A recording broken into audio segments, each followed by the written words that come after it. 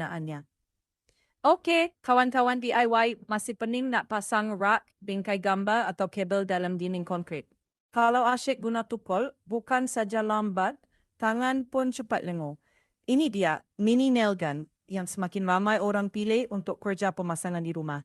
Rekaan dia kecil, mudah dipegang dan senang dibawa ke mana-mana. Sesuai untuk DIY di rumah atau kegunaan tukang. Yang menarik, alat ni ada beberapa tahap kelarasan kuasa, jadi anda boleh sesuaikan ikut jenis kerja. Bunyi pun lebih rendah berbanding kaedah biasa, jadi lebih selesa digunakan. Kalau selalu pasang rak, saluran wayar, hiasan dinding atau kerja pengubahsuaian ringan, alat ni memang boleh jimat masa dan tenaga. Sekarang pun tengah ada harga promosi. Kalau berminat, tekan butang beli atau klik promosi tamat. Dapatkan sekarang dan mudahkan kerja pemasangan anda.